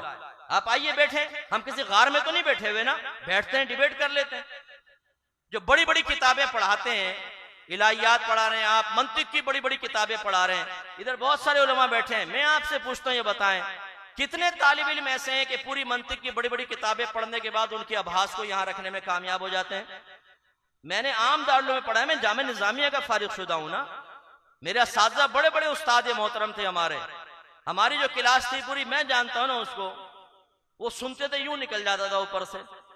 अब आप बस दिल को खुश करते रहें, हमने इलाहियात भी पढ़ा दी, हमने अदब भी पढ़ा दिया, हमने मंतिक फलसफे पढ़ा दिया। भाई पढ़ा दिया, बताओ बच्चों के जहन में है क्या? उन्होंने कितना महफूज किया है ये भी तो देखें ना आप। क्लास में कोई एक दो बच्चे होंगे जो बहुत ज़हीन है, दिलचस्पी रखते हैं, वो कर लेंगे, बाकी अक्सर क्लास ऐसी रहती है। अब आप बताइए, मेरे पास 5 साल एक बच्चा पढ़े, मैं वो मज़ामीन जिसको मैं समझता हूं कि उनकी बड़ी आभास अब गैर जरूरी है, यहाँ उलमा बैठे हुए हैं, बाद औक़ात वो आभास पूरी जिंदगी आपके सामने नहीं आएंगी, पूरी जिंदगी। बस या तो आप पढ़ाएंगे तो आएंगी, वरना नहीं आएंगी।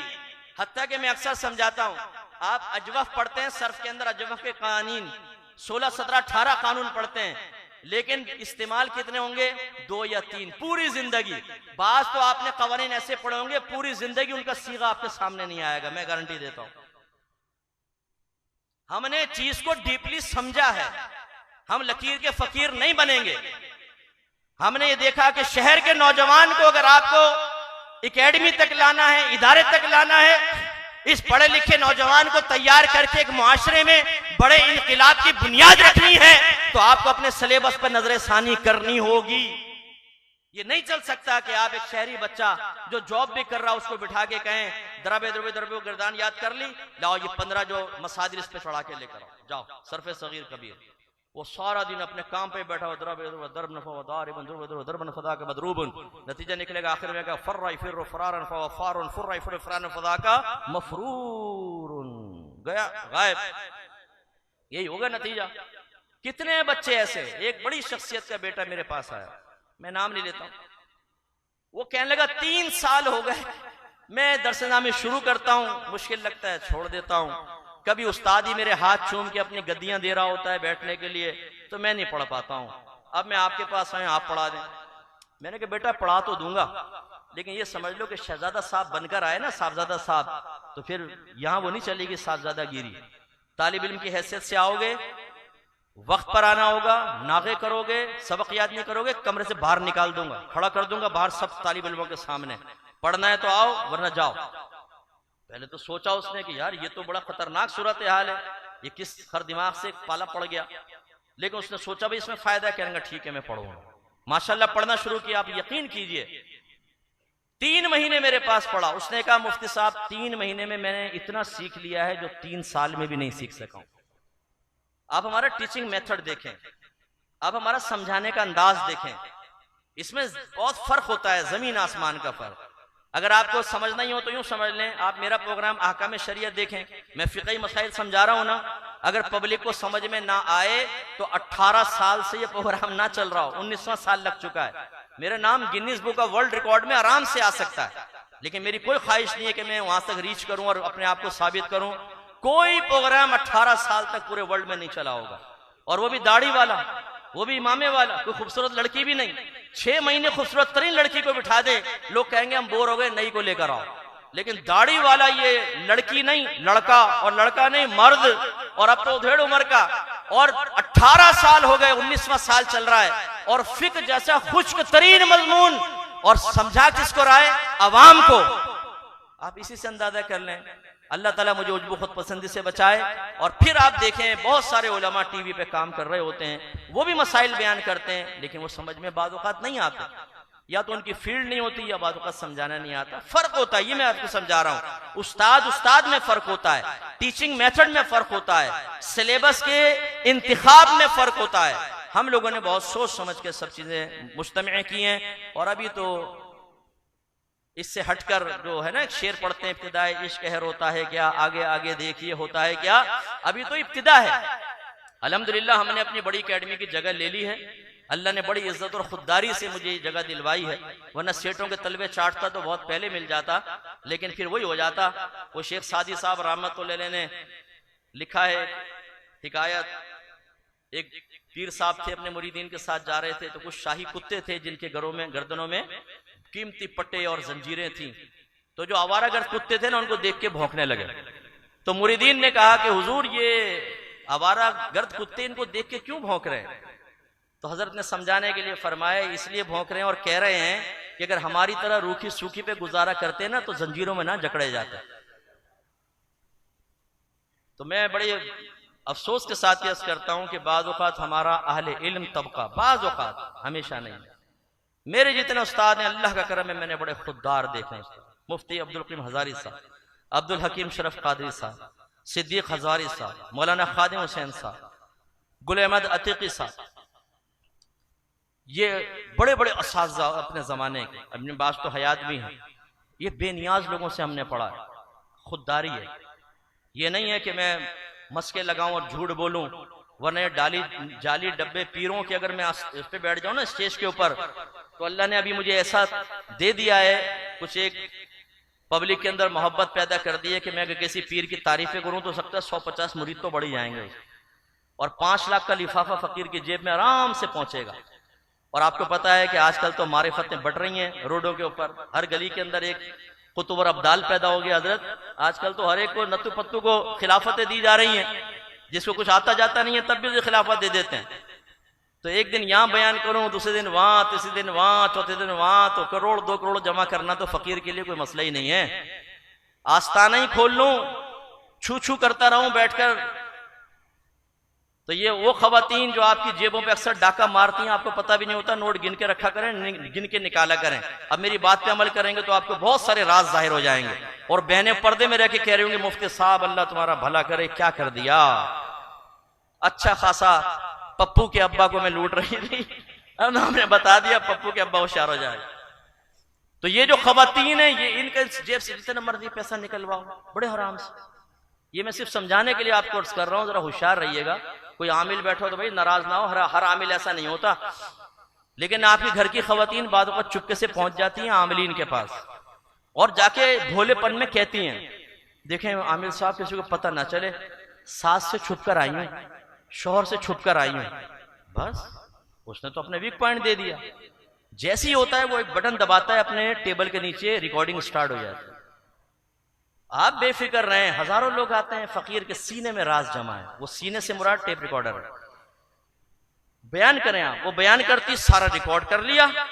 ये मेरे साथ भी हुआ है, पता है आपको वाकया, मेरे घर के साथ नहीं, एक मेरे साथ एक फ्रॉडिया वाबस्ता हो गया था शुरू में जब मैं माहौल के अंदर आया। उसने मुझे सिम दे दी, उसकी सिम में यूज करता रहा, फिर उसका फ्रॉड बड़ा जाहिर हुआ तो मैंने उसको भगा दिया अपने पास। वो सिम मारूफ हो गई थी। एक आलिमा को एक लड़की ने कहा मेरे घर के मसाइल मैं किससे मालूम करूं? उन्होंने कहा मुफ्ती साहब से मालूम कर लो। नंबर दे दिया, वो पुराना नंबर था, वो सिम उसके पास पहुंच चुकी थी। लड़की ने फोन किया, कहा कि मुफ्ती साहब से बात करनी है। उस फ्रॉडिया ने कहा कि मुफ्ती साहब का मैं असिस्टेंट हूं, हालांकि मैं उसको दूर कर चुका हूं, असिस्टेंट हूं, आप पहले मुझे मसला बताएंगी तो फिर होगा। और उसकी आदत थी कि फौरन रिकॉर्ड कर लेते। वो सारा रिकॉर्ड कर लिया। उस लड़की ने अपने घर के सारे राज बता दिए, रिकॉर्ड करके उस लड़की को ब्लैकमेल किया, खराब चीज की दावत दी। उस आलिमा को लड़की ने बताया कि ये आपने क्या मुझे किसका नंबर दे दिया? मुफ्ती साहब के असिस्टेंट ने तो ये किया मेरे साथ। उसने मुझे बताया, फिर मैंने कुछ ऊपर के लोगों से बात करके फिर उसको जरा सबक सिखाया थोड़ा सा, तो फिर वो भाग आया।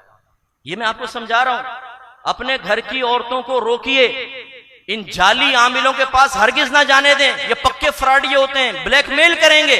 और ब्लैकमेलिंग 2 तरह की होगी, एक माल और एक जिना। आपने पिछले दिनों एक आमिल पकड़ा गया था, वो औरतों को इस तरह ब्लैकमेल करके उनके साथ खराब हरकतें करता और उसकी भी वीडियो बनाता था। वो तो फिर किसी तरह लीक हुआ, पकड़ा गया, मारा पीटा उसको। अब जो वो निकली हैं सीडीज, कितने शरीफ घर बदनाम हुए। बहुत मसाइल पैदा होते हैं। अपनी औरतों को हरगिज आमिलीन के पास ना जाने दें। कोई अच्छे बादशरा हो, नेक हो, परहेजगार हो, पहले 2-4 से उनके बारे में मालूम कर लें, फिर आमिल से इलाज कराना मना नहीं है, लेकिन अच्छे आमिल के पास जाएं। फ्रॉडी के पास जाएंगे और नौजवानों खास तौर पे आप दिलों में अरमान पैदा कर लेना ये कोई बुरा नहीं होता, उस अरमान को अलग तरीके से पूरा करना बुरा होता।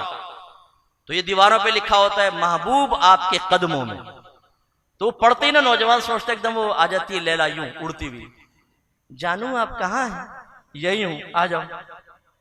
वो भी इतना आसान भाई। फिर वो लिखा होता है हर मुराद पूरी होगी गारंटी के साथ। भाई तेरी मुरादें पूरी नहीं हो रही, तो दीवार पे लिख लिख के हमारे पैसों का मोहताज है और बच्चों को पागल बना रहा है। नौजवानों कभी भी इनके हाथों में ना फंसिएगा, आपको भी ब्लैकमेल करेंगे और आपसे बहुत सारी चीजें उगलवा कर फिर आपके साथ मामला खराब करेंगे, इसलिए बच कर रहिए। अब मैं ये बातें कहता हूं तो कितनों को दुश्मन बना लेता हूं अपना। बाद लोग कहते हैं मुफ्ती साहब ना करें, ये मुआशरा नहीं संवरेगा, यानी गोया के गूंगे शैतान बन जाए, जाती मफादात हासिल करें, अपने दीन को बेचें, अपनी ख्वाहिशात पूरी करें, अपनी लाइफ को बिल्कुल लग्जरी लाइफ बनाकर गुजारा करें और ऐसे मर जाएं और अल्लाह की बारगाह में जलील हो जाएं, रुस्वा हो जाएं, नबी करीम नफरत से चेहरा फेर ले, कोई बात नहीं, इतनी सख्ती ना किया करें, नरमी करें। कौन सी नरमी, जो जिस नरमी को कर करके हमारे सुन्नी नौजवानों का बेड़ा गर्क हो गया है। आज हमारी मस्जिदें खाली हैं, हमारे सुन्नी नौजवानों से मालूम करें, अपने मजहब की जुर्रियात आले सुन्नत मालूम करें जरा। आप सब हनफी हैं कि नहीं है? हनफी है ना, इमाम आजम को मानते हैं, इसका मतलब है आप मुकल्लिद हैं। बताइए तकलीद किसे कहते हैं? तकलीद शख्सी पे दलील दीजिए, एक इमाम की तकलीद क्यों की जाती है हमारे पास जवाब नहीं। हनफी हैं, जवाब कोई नहीं है। हमारा दर्द यह है कि लोग हमसे जब राब्ता करते हैं तो नौजवान ये कहता है कि मैं एक सुन्नी घराने में पैदा हुआ, मिलाद मेरे घर में थी, शबे मेराज, शबे बारात, 11वीं वाक़रा सब हो रही थी, लेकिन फिर मैं सोशल मीडिया पर बैठा, मैंने एक आलिम का बयान सुना, उसने कुरान और हदीस से साबित किया कि ये सब कुफ्र और शिर्क है। तो मैंने अपने बाप से पूछा, अपनी वालिदा से पूछा, अपने रिश्तेदारों से पूछा कि मुझे दलील दो, कोई दलील नहीं दे सका, तो मैंने अपने मजहब को तब्दील कर लिया। हमने अपने नौजवानों, अपने सुन्नियों में मसलक के आले सुन्नत को ठोंसा है, उन्हें समझाया नहीं है। यहां तसलीत और तसल्लुत है, मानो बस करो, समझाया नहीं, दलील नहीं दी है। हमारा नौजवान 2 मिनट में यूं साइड में हो जाता। ऐसे 50 केस देखें। इसलिए हम चाहते हैं ये मुआशरा बदले। ये जो नात खान, मैं जब नात खान कहता हूं तो इससे मुराद बेअमल और नात खानी को पेशा बनाने वाले, नबी के नाम को बेच बेच कर अपने बंगले बनाने वाले हमारा मकसूद होते हैं, जो खुद नमाजें नहीं पढ़ते हैं, बेअमल होते हैं, लड़कियों से दोस्ती करते हैं, बाद औक़ात तो चर्स पीते हुए भी देखा गया है। ऐसे ऐसे ये नात खान हमारे स्टेजेस पर आकर हमारे सुन्नियों को पागल बनाकर, उनकी जेबें खाली कराकर और नौजवानों को यकीन दिलाकर कि तुम शराब पियो, जिना करो, लड़कीबाजी करो, लेकिन तुम चूंकि नात की महफिल में आ गए हो, तुम सुन्नी हो, तुम आशिक रसूल हो, इंशाल्लाह सीधे जन्नत में जाओ। नौजवान कहता है इतना शॉर्टकट, ये तो शहबाज को पिंजरे के अंदर बंद करो। 6 साल में आलिम मुफ्ती बना रहा है, ये पढ़ो, ये पढ़ो, ये पढ़ो, ये पढ़ो, फिर भी खतरा कि पता नहीं मैदान माशर में एहतसाब हो जाएगा। ये नात खान ने तो सीधा डायरेक्ट साथ में जन्नत के अंदर पहुंचाया नबी करीम के पड़ोस में। इस शॉर्टकट का रास्ता इख्तियार करो। हमारे नौजवान सुस्त हो गए, आज इल्म की तरफ नहीं आते। इसीलिए आप देखें, कोई एक बड़ा हीरो नात खान बुला ले, बहुत ऊंचा जिसका नाम हो, आप देखेंगे कि हजारों पब्लिक मस्जिद के अंदर मौजूद होगी, लेकिन आपकी मस्जिद के आलिम और मुफ्ती साहब कहें कि आज दरसे कुरान होगा, दरसे हदीस होगा, आप ये देखेंगे 5-6 से ज्यादा आदमी नहीं बैठे। क्या ये जो मुआशरे में तब्दीली आपको नजर नहीं आती है? ये नात खानों ने खुद साख्ता शेर बनाए हुए हैं ना, खुद साख्ता तसव्वुराती शेर बनाए हुए हैं और वो पब्लिक में आम करते हैं। नौजवान ये समझता है शायद ये कुरान और हदीस के निचोड़ है। मैं कब्र में गया, मुनकर नकीर आए, मुझे जब गौर से देखा तो कहा ये तो सरकार का गुलाम नात पढ़ने वाला है, तो कहा तुझसे क्वेश्चन करेंगे तो हम भी फंसेंगे, तो मुझे सलाम करके चले गए। नारे तकबीर, नारे, आपके तो भी नात खान तो भाई बहुत बड़ी चीज है। मुनकर नकीर घबरा गए, मुझे देखकर जहन्नम को आ गया पसीना। हुई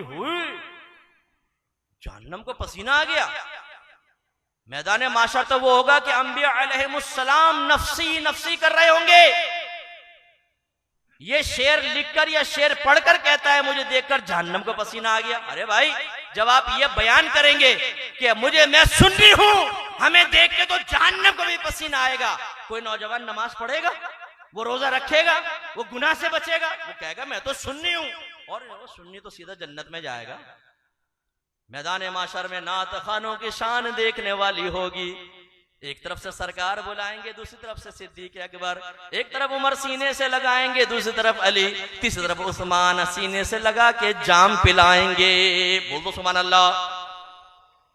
आपने कहा यार इतनी शान होती है। मैं आप सबको सोच देकर जा रहा हूं, जब भी ये नात खान नात के बारे में, नात खानी के बारे में कोई ऐसा शेर पढ़े दरजात की बुलंदी का, आप बाद में साइड में ले जाएगा, कहेगा साबित करिए कहां है कुरान हदीस में। फिर आप देखें कि चेहरों पे उड़ती हुई हवाइयां देखें। पागल बनाया हुआ कौम को। कोई नात खान आपने देखा है कभी? हमारा आलिम तो ये कह देगा बेटा नात खानियों में बैठे अच्छा है, लेकिन किसी नात खान को देखा उसने कहा हो दरसे कुरान में आइए, दरसे हदीस में आइए, आप आलिम बन जाइए? नहीं। एक नात खान फौत हो गया, बहरहाल अल्लाह, अगर मुसलमान फौत हुआ है तो अल्लाह उसको जन्नतुल फिरदौस में जगह अता फरमाए। मैंने उसको कहा एक दफा कि तुम अपने बेटों को, एक आध बेटे को आलिम बना दो। आप यकीन कीजिए, लाहौल वाला भाई, मैंने कहा मैंने गाली बकी है कि भाई तुझे यार, यानी आलिम बनाने पे लाहौल वाला कुव्वत, ये हाल है। आप समझते हैं ये मसलक से मुखलिस है? कभी भी नहीं। कभी भी मसलक पे बुरा वक्त आएगा ना तो ये मुफ्ती साहब खड़े होंगे, इनको धक्का देके कहेंगे शहादत मुबारक। नात खान गायब होगा, क्योंकि उसको 3 नात खानियों में शिरकत करनी है, इश्क आम करना है। लेकिन इश्क आम भी मुक़य्यद होता है, जितना भारी लिफाफा उतना इश्क ज्यादा आम।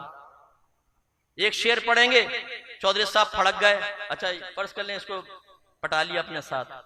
ये मैंने अपने आंखों से देखे हैं मनाजिर यूके के अंदर। नात खान नात पड़ेगा नहीं, पहले ये खड़ा हो जाएगा ना, डॉलर, एक डॉलर यूं। अच्छा तय क्या है? बाद में सारे वापस कर दियो। मुझे पता है, वल्लाह मैं अर्ज कर रहा हूं, ये चला कि एक आदमी का। अब जब एक को देखते हैं तो हमारे यहाँ बिल्कुल ऐसे ही होता है जैसे आप सब पेशाब दबा के बैठे हो ना, लेकिन एक हिम्मत करके उड़ जाए तो दूसरा अंदर से नफ्स कहता है तू पागल है बैठा हुआ, तो देख उसने हिम्मत करी, तू भी उठ। एक जाएगा, फिर दूसरा, फिर तीसरा, बे सब बैठे हुए थे, तुम सबको साथ ही पेशाब लग गया। वो बस ये होता है कि एक ने पैसा दिया नहीं, 4, 5, 6 खड़े हो जाएंगे ना, फिर वो सब दुकानदारी स्टार्ट हो गई। एक एक शेर को बार बार पढ़ेंगे, बार बार। चौधरी साहब 2 शेर आपके लिए, आपकी ख्वाहिश पर, 2 शेर तुम्हारी फरमाइश पर, 2 शेर हजरत की फरमाइश पर। एक नात खान ने अपनी मुझे बात बताई, मैं बयान खत्म कर रहा हूं। क्या लगा, मैं चला गया एक महफिल में, वहां एक पीर साहब बैठे हुए थे। मैंने शेर पढ़े, 2-4 इशारे पीर साहब की तरफ किए, पीर साहब का हाथ गया जेब में, दबा के जबरदस्त, बहुत कमाया मैं। फिर कहने लगा कि वो मैं हज पर जाना था मुझे, पीर साहब ने भी हज पे जाना था। मैंने सोचा चलो साथ ही चले जाएंगे, लेकिन वो जा नहीं सके, पीर साहब रुक गए, तो मैं चला गया हज पर। वापस आया, उसी जगह नात खानी हुई। मैंने कहा चलो आज भी पीर साहब होंगे, थोड़े 2-4 इशारे होंगे तो अच्छा मिल जाएगा। लेकिन मैं वहां पहुंचा तो पीर साहब थे ही नहीं। अच्छा जी कोई बात नहीं, तो वो पीर साहब थे ही नहीं। कहने लगे यार मैंने सोचा, अब मुझे बता रहे थे, कहने लगे मैंने सोचा कि अब पीर साहब होते तो बड़ा मसला, बड़ा मजा आ जाता, कमाई अच्छी हो जाती। कहने लगे एकदम मेरे जहन में आइडिया आया। मैंने उनके एक मुरीद खड़ा था, उससे कहा कि पीर साहब को मुबारकबाद दीजिएगा, माशाल्लाह हमने साथ ही तवाफ किया था और सरकार के रोजे पे साथ ही हाजिरी हुई। मुरीद की आंखें एकदम फटी कि यार पीर साहब तो गए नहीं, ये कैसे? वो भागा, उसने जाकर कहा पीर साहब वो तो ऐसा नाथ खान ऐसा कह रहा है, आपको मदीने में देखा, मक्के में देखा। वो पीर साहब ने छलांग लगाई, छत तक गए एकदम। वो बसें तैयार करो, 5-6 बसें ले आए ना, आके बैठे हो। उसने कहा इतना मुझे पैसा दिया कुछ हद नहीं। फिर आखिर में जब मैं चलने लगा तो पीर साहब करीब आए और आके कहने लगे आखिर तुमने फकीर का राज फाश कर ही दिया ना।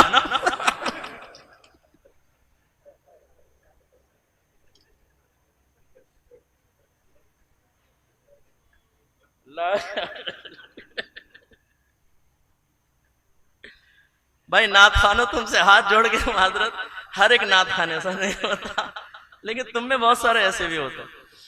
तो खुलासा कलाम ये है कि बस अल्लाह ना करे, ना मैं नात खानी का मुखालिफ हूँ, सुन्नी हूँ, अल्लाह के करम में हमारी रगों के अंदर नात खानी है। हम नसर के अंदर सरकार की नात बयान करते और अच्छा खुशलान नात खान हो, बामल हो, मैं सुनता हूँ, मुझे बड़ा ज़ौक़ हासिल होता है, अल्लाह के करम में बड़े ज़ौक़ से मैं सुनता हूँ। लेकिन जो अब बिगाड़ पैदा हुआ है, इस बिगाड़ की निशानदेही अगर मैं नहीं करूंगा तो ये जो आयत है ना, सुम्मा लतुसअलुन्ना यौमा इज़िन अनिन नईम, ये मेरी तरफ भी मुतवज्जो होगी। अल्लाह ताला मुझसे अगर फरमाएगा तुम्हें इज्जत दी थी, तुम्हारे बहुत से लोग तुम्हारी बातें सुनने और मानने के लिए तैयार थे, किस चीज ने तुम्हारी जबान को रोका? पैसों ने? इनकी जबान से निकलने वाले तारीफी अल्फाज ने? या तुमने अपनी शख्सियत को तनकीद से महफूज रखने के लिए कि मुझे कोई बुरा ना कहे, क्योंकि हमारे बाज इसीलिए कुछ नहीं कहते, यार हम क्यों बुरा बने? भाई बुरा बनना पड़ता है।